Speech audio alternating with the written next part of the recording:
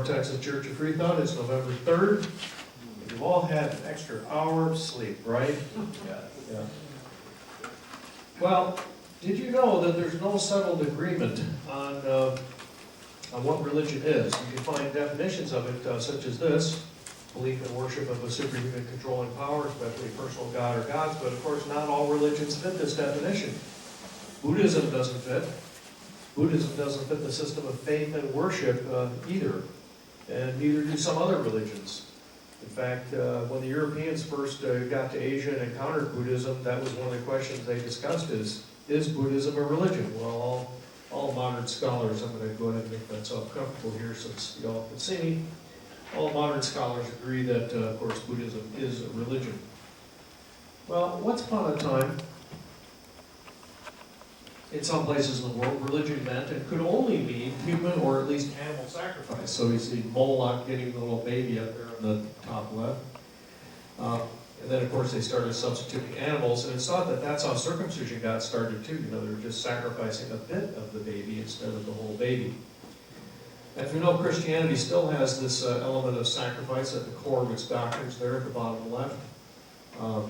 But for the Hindus, you know, it's all about reincarnation. It's funny how the wheel of karma is kind of like Disney's circle of life, isn't it? And by the way, believers in reincarnation insist that there's incontrovertible evidence for it, just as theists insist that there is such incontrovertible evidence for their God. But if stones were the only thing you had to drive nails with, and of course that thing on the left is a Neolithic hammer, would you recognize the object on the right as a hammer? Of course, even if people knew better, they might very well insist that only one of these could be a hammer and ridicule the idea that the other one is or could be. This is a common situation, common stratagem for what is now called controlling the narrative. We all heard that phrase. To claim that a part is the whole and everything else must be rejected. You can see this almost everywhere if you know what to look for, especially when it comes to public policy or someone's trying to sell you something. In religion, it's most often the claim that Godism, or a particular theistic religion, is the only real religion.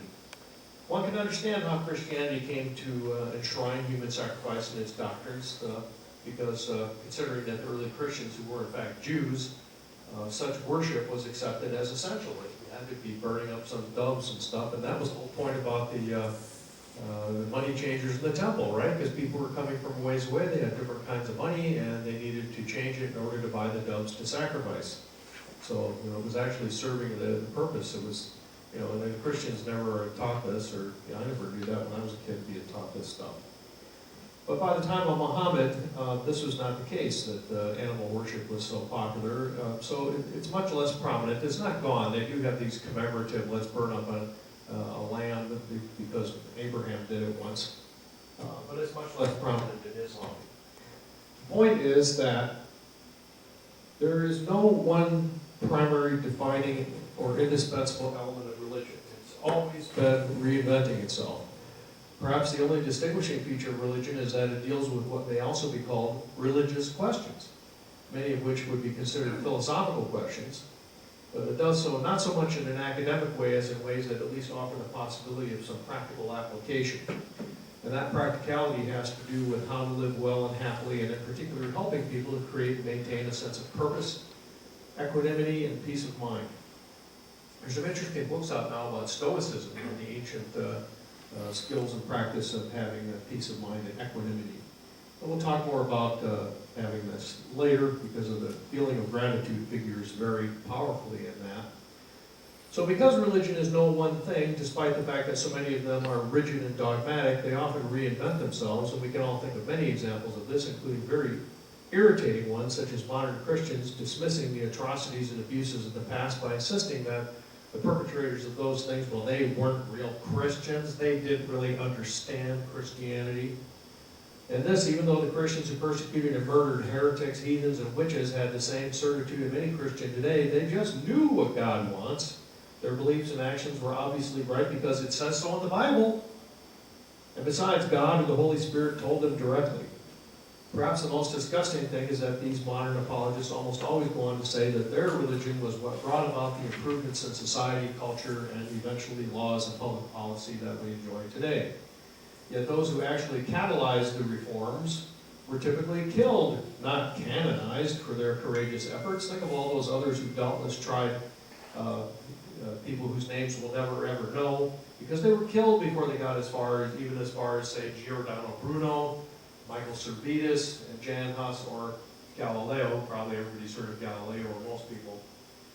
Have you ever heard, though, of Pietro Diabano, Secco d'Ascoli, Etienne Dole, Lucilio Benini, or Kazimierz Leszczynski? Of course not. But Dole has been called the first martyr of the Renaissance. Vanini was among the earliest thinkers to suppose that humans may have evolved from lower primates. And Leszczynski dared to question the existence of God. William of Ockham, you all heard of him perhaps, the guy who came up with Occam's razor, but did you also know that he declared Pope John the 22nd a heretic? That William of Ockham was excommunicated for this and other things. He had to go into hiding where he spent the last years of his life. Just remember these things when you hear a claim that religion and Christianity in particular has brought about so much positive change in the world. Remember all these things when someone claims, and often it is atheists even, that unbelievers have no religion. Because if true, then only believers enjoy the First Amendment's guarantee of freedom of religion. Even worse than Roe v. Wade being reversed would be a reversal of the U.S. Supreme Court's ruling in the 1965 case of Seeger, which you don't hear atheists talk very much about, but in that case, for the purposes of the law, the justices ruled that religion is, quote, actually defining religion, but here's how they define it: a sincere and meaningful belief which occupies in the life of its possessor a place parallel to that filled by the God of believers. That's a very interesting thing to do, isn't it? You just say, well, we don't know what religion is, but here's something that's definitely a religion, so anything that's sufficiently like that. So as it happens, November 3rd is a date in history that's important to the history of religion. Of course, a lot of senseless, terrible violence has almost always come with that, but it was November 3rd, 1534, when England's Parliament passed this thing called the Act of Supremacy. That recognized King Henry VIII, yes, that King Henry VIII with the 8 wives, as the supreme head of the Church of England. 6 wives, I'm sorry. 6 wives of Henry VIII. Thanks for correcting me.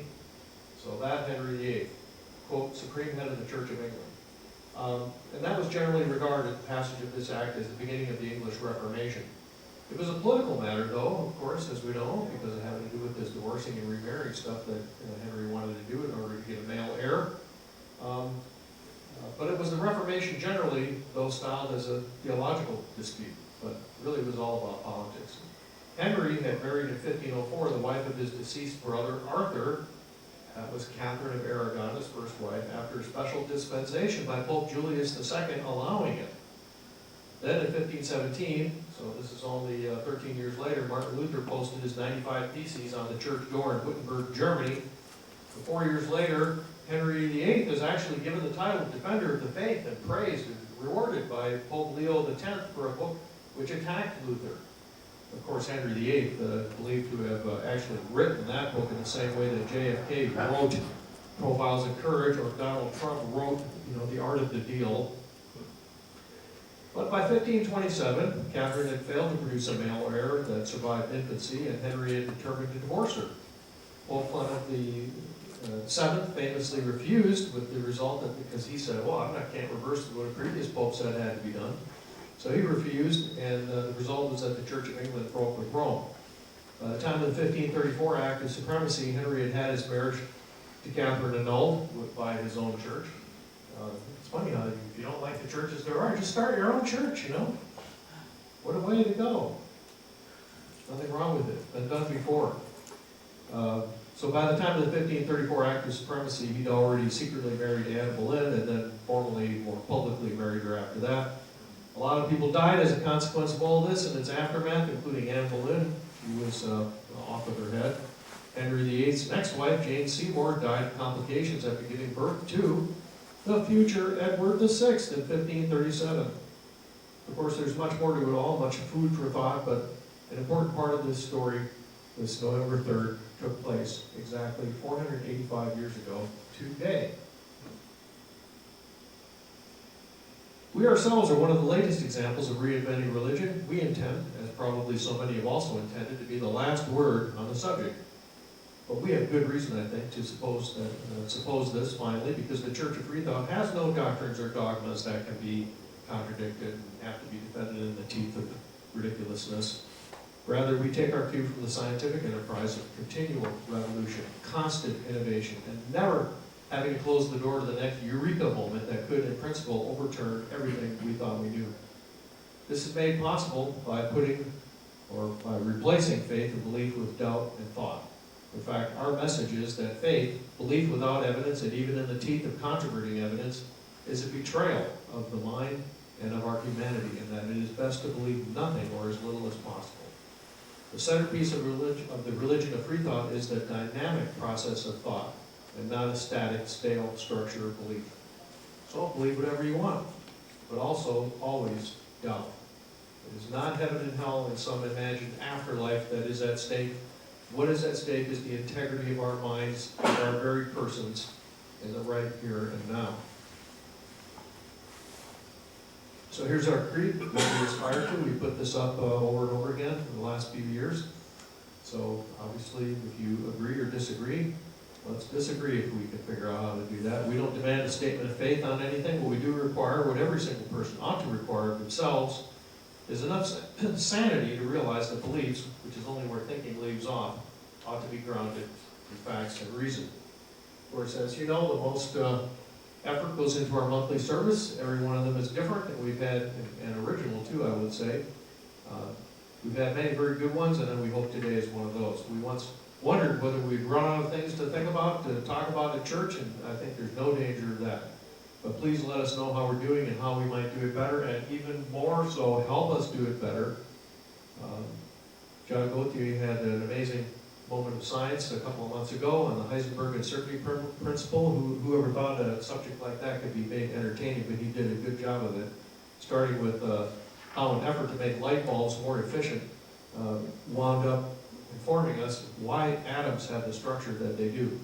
So anything you come across that you think, wow, that's cool, think about presenting it or feeding it to us and seeing whether or not it might fit. But if you're going to present it, that's really best of all. We have other things going on every month as well. Game night every Friday at the IHOP on I-35 and Northwest Highway, pretty centrally located. See if you can beat Mark. Where's Mark? There he is. You got to see if you can beat Mark. Or Kit. Yeah. Kit won last time, huh? Yeah, she won. Yeah, so. So they play these different games. I think it was Terraforming Mars. Is that what you played? So they're different board games. They're a lot of fun. Then on non-first Sundays of the month, we have what we call Freethought Salon. Starts at 10. If you get there at 10:30, it's fine. At the Embassy Suites on Bass Pro Drive, just a little ways northwest of here. The hotel has a free breakfast for all the people who stay there. You can buy the breakfast, although at times we've gone to pay and they've said, oh, never mind. So got a free breakfast. This is all on the back page of the bulletin, which if you lose yours, all the bulletins are available on the website. This month's bulletin will go up later this month when Rusty gets around putting it up. But the point is, we can always do more if it takes people to come up with the ideas, and what's more important, it takes people to put the ideas into action. So give it some thought. It could just be a one-time event. We could do pretty much anything under the banner of our church. Put your free thinking into action. Help us push the world in a better direction. Ethel is in the hospital. Is she still at Kindred, Kid? I asked Wendy, and Wendy didn't say she wasn't. All right, so she may be still at Kindred Hospital over in Dallas. We plan on going to see her, some of us, afterwards. So most of you know Ethel. She hasn't been to church in a long while, but she got a bone marrow transplant and didn't work out so well. She's really not doing well, although recently a little bit better. Merlin moved away to Georgia, but he likes to keep in touch, so he told me he's doing fine. Anybody have a birthday this month? You know, have a birthday. Yes, his big brother has a birthday this month, and his mom on the same day.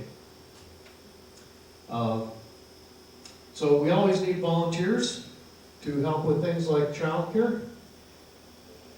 Kit has been doing this on her own. I mean, look how hard she's working with all the kids. We never know what we're going to get, so volunteering for that's a pretty easy thing. It's only if they show up, and then it just depends what ages they are and so on. We also always want volunteers, and want to help, want to appreciate, where's John? He's sitting back there. He brought all the equipment, and Edwin Pegalo here helps him set up. John is our videographer. Aaron Kelton, we haven't seen in a while, might take his name off the list if he's not interested in helping with the social media, so that slot may be open. Point is, there's always lots to do, but it's doable and very rewarding. Not in dollars, but all of us are this church. So if you think that there's something seriously wrong with the traditional religions, help us do religion right. So this is a very interesting thing. Moment of science. What is the sincerest form of flattery? You all know what that is. So there's this venomous snake, among the deadliest in Central Africa. That's on one of these animals. The other is a harmless toad. Can you tell the difference? The toad hopes that you can't, especially when you only get a brief glimpse, and the toad also happens to make a long, low hissing sound, just like the snake. The case of the viceroy butterfly mimicking the poisonous monarch in order to escape predation is well known. This phenomenon is known as Batesian mimicry. There's numerous lesser well-known examples, such as grasshoppers mimicking tiger beetles, cometfish mimicking moray eels, lizards mimicking millipedes, and zebra sharks masquerading as banded sea snakes. I didn't know the monarch was poisonous. Yeah, the monarch, if you eat it, it's... I eat it, This is the first known case, though, of a toad mimicking a snake. Researchers published their report late last month describing their findings based on decades of field work and careful study of museum specimens, and that usual little serendipity, one of their students at one point said, gosh, this toad looks a lot like this snake. So they got busy and got their ducks lined up, and they found not only is there a striking resemblance of the Congolese giant toad to the Gabon viper, but the toad is only found in areas inhabited by the snake. And both have only been around for about 45 million years, so they evolved together. One wonders if even the Gabon viper is or has been fooled by the Congolese giant toad. Forgoed a good meal, or maybe tried to date but was rejected, I don't know. So are there implications for mimicry for our everyday lives? Well, considering that we and related primates have mirror neurons, nerve cells that fire both when the monkey sees and the monkey does, both when we do it and when we see somebody else do it, it seems more than likely that mimicry is also important amongst people. But amongst ourselves and our closest non-human relatives, mimicry seems to play an important role, not so much in avoiding becoming someone's meal, but in social interactions, which at times can be as important. Research has shown that human mimicry, mirroring the verbal and nonverbal expressions of others, fosters familiarity and rapport, which lead to enhanced helping behaviors. Of course, we can also easily imagine how this might be abused. I mean, have we ever known politicians who go to great lengths to pretend to be just regular folks, or just like us, just like their listeners? Well, that's been your moment of science. So we'll move on to main subject of gratitude. So first of all, read today's bulletin and share it with others, please. There's some very good stuff in there. See if you don't agree. If you don't agree, then email me. Don't just shut up. On the subject of gratitude, there are many wonderful words and sayings extolling it. Most of them on the internet, the world's online library. Indeed, although we constantly hear about all the hate and fake news and such online, there's really a ton of good stuff out there as well, including our own website. Sometimes the difficulty on the internet and off the internet is not so much distinguishing the facts from the fiction, although that can definitely be a challenge, but distinguishing things that are meaningful and profound from pretentious nonsense that only wants you to think that it is. So here's an example of what I'm talking about. Which one do you think? Well, it's very high sounding to be sure, but maybe not so obvious. Nevertheless, there's a lot of truth to it. So the common thread is that when we consider and appreciate what we have, we realize how foolish it is to fail to appreciate it. For accepting reality as it is saves us the anguish of railing against it when such protests are futile. All of our lives are chaotic and confusing, aren't they? I know mine has been. Until you look at and look to what is really important, which may be as simple and clear as that you're here. And so you have the opportunity of making sense of it, whether your efforts totally succeed or not. And everything that's good or everything that's at least not bad is made better with the realization that it is what we have, that it is at least something. Each of us came into the world naked and helpless. One has to start somewhere, and each and every human starts. The way we each start is seldom the best place. So we've all heard this one, right? The glass half empty or half full business. How about that there is a glass? Many have gone further with this idea. Oh, you weren't supposed to see that yet. Okay. So there's a whole lot of stuff like this out there. And I thought that this is kind of interesting. You know, the physicists will look and say, oh, the glass is completely full. It's just part of its liquid, part of its gas. And of course, the usual optimist, pessimist. Your microphone's cutting in. It's cutting in and out, isn't it? And then the realist Is there a to, battery in it or something? yeah, there is a battery. Connection. The little light is not going. It might be the transmission here. Like the utopiast, he wants to drink out of the top of the glass, let the air all go down to the bottom. Whoop.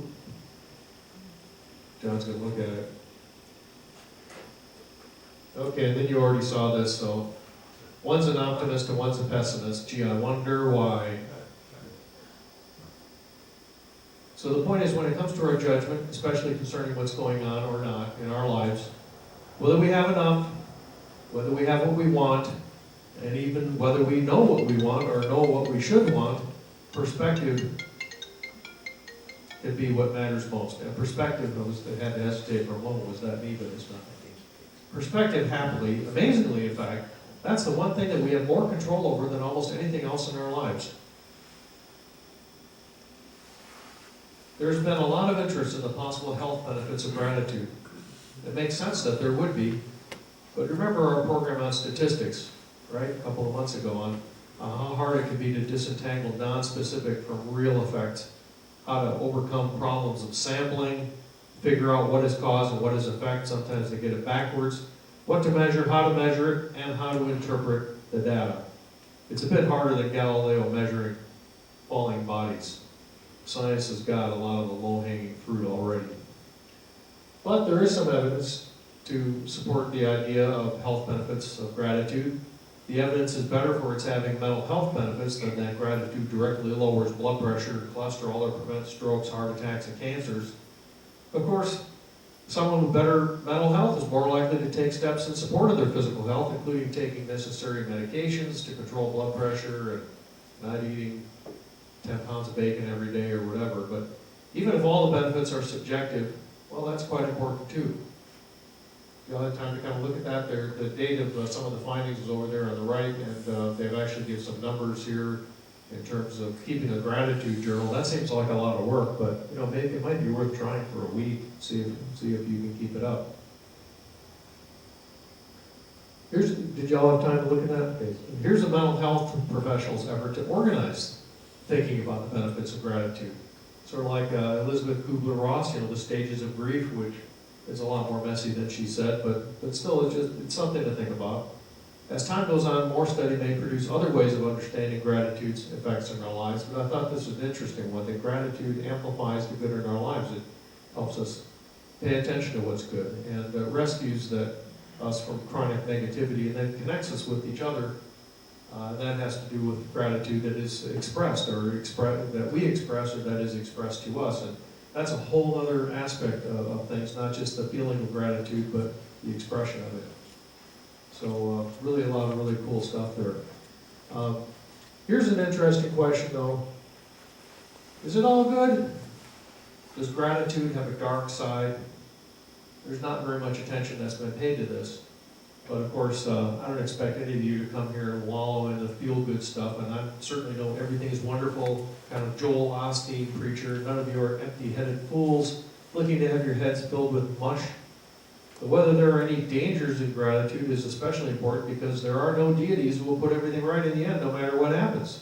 If we get it wrong, then we suffer for it.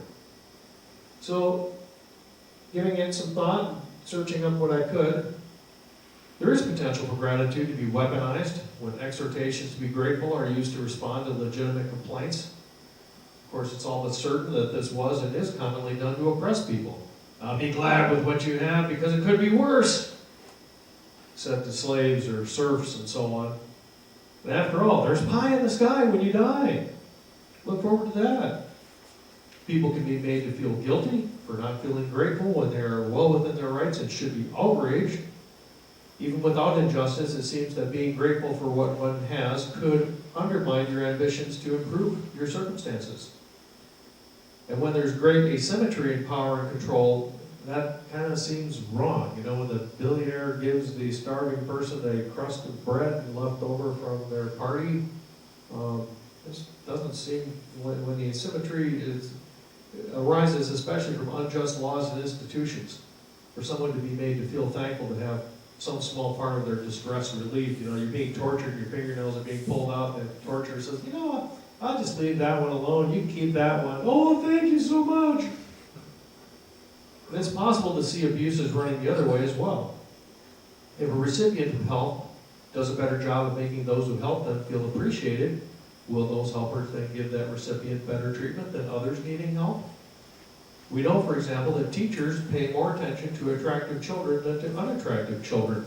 Did they talk about that in teacher training, kid? I don't I remember. tell you, like, you know, pay attention to the homely, ugly kids too, because that's been studied and it's quite interesting. The attractive-looking kids get more attention by the teachers. I mean, who wouldn't want to give them more attention when they're smiling and happy and beautiful kids?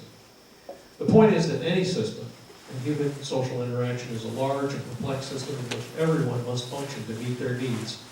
Their needs for survival, for safety, for love, for respect, and for opportunities to self-actualize, right? Maslow's pyramid of human needs.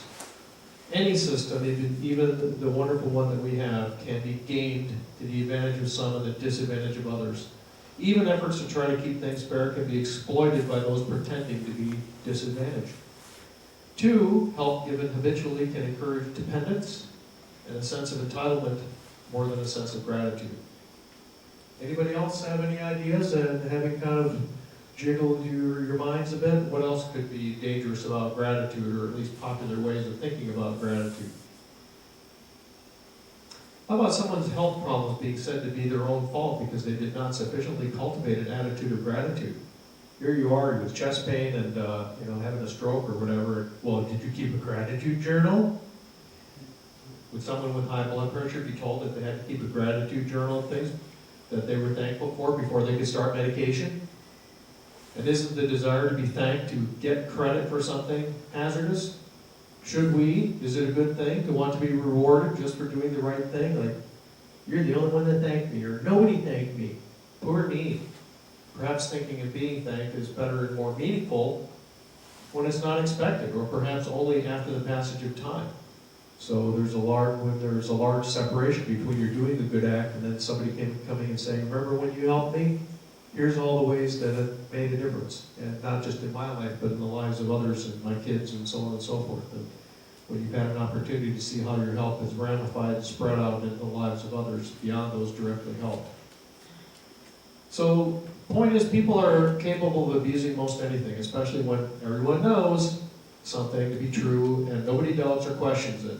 It's not just supernatural dogmas and beliefs that need to be doubted and challenged. We haven't even covered the subject of the corrosive harms of believers thanking their imaginary deities for the good turns they receive from their fellow human beings or for anything else. And as explained in today's bulletin, do read that. Sincere believers would have to thank their deity for anything and everything, the good, the bad, everything in between. You're yanking out my fingernails, but you're doing that with the permission of God, so it must be a good thing. It's going to make me happier in the afterlife. Indeed, I think believers should all be like Mother Teresa, right? Who said that, quote, pain, sorrow, suffering are but the kiss of Jesus. And what is even a lifetime of that compared to an eternity of happiness? Thank goodness we're not so duped. Anyway, I would very much like to know your thoughts about anything presented today. I would especially like to know what you are grateful for and to whom it applies, and to whom, if that applies, and what your experiences have been of others expressing gratitude to you. What has mattered? What has it been about being thanked that has mattered or made an impression on you? And I will now also express gratitude to all of you right now for being freethinkers. That's what I mean, gratitude for freethinkers. Not just for you, but gratitude for your existence as freethinkers. Thank you for coming to church today and supporting what we do. We're just trying to move the world in a little better direction. My gratitude to all of you is the more heartfelt because I know just how rare and special you are in putting so much value on the importance of honest inquiry and integrity of mind. You know, we're never going to be a mega church because there's just not enough of us. But that makes it all the more important that we stick together. So, thank you. And thank you, John, for bringing me to church today after my car not starting. Anybody have any comments? What are you thankful for? What are you thankful for, Derek? I could do that because he's my son. I'm thankful for you. It's such a privilege to be your dad, seriously. Interesting thing whenever I think about this stuff. Okay, put it right up to your mouth. An interesting thing is I have a bit of... Rest it on your chin. Right on my chin. Yeah, Oh, there you go. man, this is nice. Otherwise it doesn't pick up. Yeah. Microphone getting Helps some hold nice your head up. Nice. No, you have this experience, right, as a young, dumpy 22-year-old where you have a certain conversation with who knows who, and they tell you something that you don't understand at the time, or you experience something about that person when I have a sister, a older sister, she's the middling one, and she would always fold my clothes for me, and like I was always busy working, and I wouldn't pay attention to like my surroundings in the room I was working in, because I had the pleasure. I was very grateful to be working from home, but I never really expressed anything or thought too hard about it, but she would always fold my clothes, and she would make the bed, and generally keep the living space clean. And she wouldn't just do it here, she'd also go around the house and she'd do the dishes and she'd clean the bath. She'd do all the dirty jobs that no one else wanted to do. And it's very recently where I guess you could say at the time I just didn't think about it. And now she's left the house and I find myself wanting to do some of those jobs, and I feel all these different ways about it, but more than anything I guess it's interesting to me how someone can put forward the effort first, and she never said anything about it, even though after a conversation, take something to give something like that.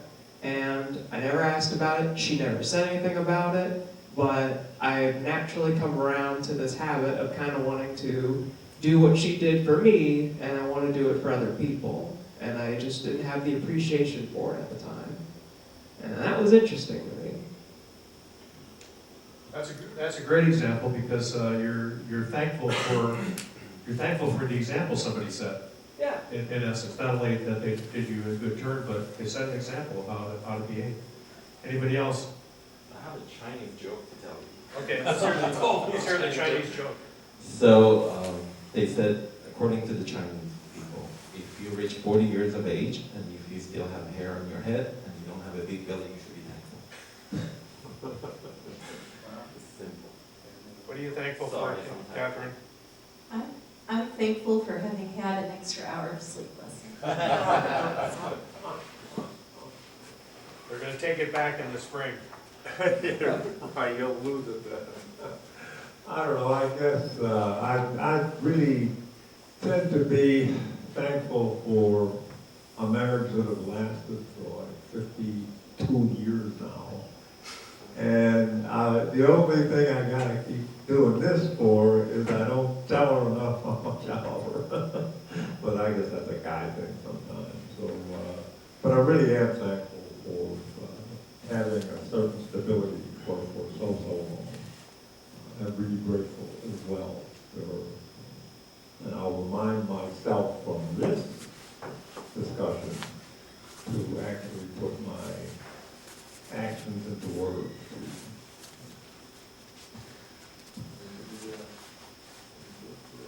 Are you a newcomer or have you been to church before? First time. First time, very good. Well, welcome and thank you for coming. That's the big thing you get. What are you thankful for? I'm grateful for the warm weather today. Hope you're thankful that we didn't waste an hour of your time. And what I do today. Which what you said, Don, is very interesting too, because I'm very thankful to have been Derek's dad, and I'm still his dad, but he's not that little boy anymore. And I have to say that when you're thankful for things, there's always, or there can be, also kind of a sense of loss. It's a little bittersweet. You know, there's times I had with him when he was 10 years old, things that we did together and so on, that I'm thankful for that, and at the same time, I know I'll never have that again. So, that's the thing about children who grow up and become different people. He's even more fun now than he was at age 10, but I really treasure those moments in time, and I'm thankful for those. I'm thankful for medical science. I wouldn't be alive today if not for it.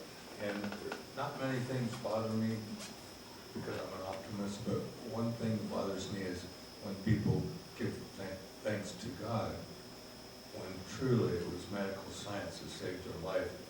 And I tell them, when the ambulance is called, are you going to tell them to take you to the church or take you to the hospital? Because when it comes right down to it, they want science to save their life. There you go. But why, when it would just hasten their being with Jesus? There you go. Yeah. Albert Einstein chose that. He died of an aortic aneurysm, and the day before he died, the hospital said, "We can save your life," and he chose not to. Huh. Wow. I didn't know that. Well, in the interest, or at the risk of kissing up, I think for me, I'm very thankful to Tim and for the other people who volunteer for making this available, for doing this every single month. You know, it's a place to come when you feel, you know, that everybody is got a church to go to have, you know, some kind of connection, and, you know, they don't have it. So I really appreciate this. Thank you, Don. Well, I guess if I'll say one thing, it'd just be sort of gratitude. I live in a place where there's opportunities such as this. I don't know how much of it is Dallas is different versus just the bigger city, but there's things like that new bicycle trail that opened up real close to my house. Sierra Club you can go to. A lot of things that many people don't have access to. But Anybody else? Well, we can go eat at Jason's. By the way, I will say, I have had over the years many people express gratitude to me for starting up the church, you know, because it's a unique idea, and maybe we'll make some headway. And what many of you may not know is that our church has been written up by scholars of religion. We've had sociologists of religion come talk to us, of course, and one of probably the grandfather of them all, Melton Graham, J. Gordon Melton, rather.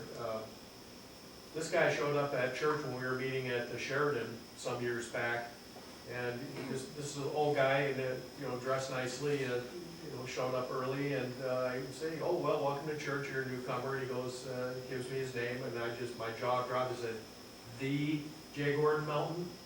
This was the guy who I'd read about for years and years, and had an institute for the study of religion in Chicago. Moved to Santa Barbara, and when he retired, he moved and is now based in at Baylor in Waco. He's come and spoken a couple of times at our church. He's presented what we're doing to international meetings of people that study new religions and the emergence of new religions and what people are doing, you know, under the banner of religion. So, you know, it's nice to have that kind of appreciation. Even though it's not, you know, people come in and say, "Oh, thank you," but when what you're doing is noticed, and we have been noticed, so that's another thing, and I think we can all be proud of that, and if it's not very good to be proud, to at least have, you know, gratitude for that. So, Edwin, you should share what you're grateful for. He says. What I should be grateful for, lots of stuff. I'm alive. That's a good thing. I'm not in debt, I'm not in jail. Keep trying. Eventually, obviously you'll be dead. But I'm just happy to be around. You know, when you get older, you see people, you go to funerals and, you know, people you know and miss them. So I'm just appreciative of lots of stuff. I'm seeing all my friends and talking to them. Glad to be alive. Yeah. How many have seen debates on the existence of God, especially where one of the participants is this guy, William Lane Craig? You all familiar with him? Well, one of his little shticks is that, well, if we just die and there's nothing after that, then it's all for nothing. It's just complete futility, and, you know, it's like, this is a common complaint of believers, that if you believe in that there's nothing after death and so forth, then it's just, everything is useless and pointless. And I always have to tell them, you mean if somebody gives you a dozen roses, you're just going to go throw them in the garbage because that's where they're going to wind up eventually anyway? That's completely pointless. You're not going to smell those roses, enjoy them, look at them, you know, share them. Or if you go to see a movie, why do you even go to walk in to see the movie? It's going to be over in 90 minutes or 2 hours, you know, whatever the movies have grown to these days. Why even go? It's going to be over with. Right. So, you know, I guess that's about what it amounts to. Say, well, you're alive, but you're not always going to be alive. But while you're alive, why not enjoy it? And we're going to go see our friend Ethel in a little bit. At least Kit and my son and I will go see her, and encourage any of you, Mark, most of us know her. She really likes, actually we did bring her flowers, and Yeah, they wouldn't let her have them. they wouldn't let her have them because she has an infection risk. I guess they were afraid that she would catch some disease from roses. But at any rate, you know, she's going to be gone, probably sooner rather than later. Nobody knows exactly when, but at least the enjoyment that she will have in the moment and the time that we will spend with her, that we will continue to remember and enjoy. You know, that's what it all is about. And, you know, people have said and done things thousands of years ago that are still remembered today. And although none of us could know what it's like to meet face to face with Aristotle and find out that he's a grumpy old guy or maybe just a barrel of laughs, still, there, you know, and that's the thing too. Try to leave something of yourself behind. That's what being gratitude, being and having an attitude of gratitude is about in large part. So we'll just finish up with a few other slides here. So please think about that. Hopefully it's enough to think about all month. When it comes to be Thanksgiving, you can regurgitate some of these things to your friends. Although today you can point out that you know, the act of supremacy, November 3rd, well, shows that you're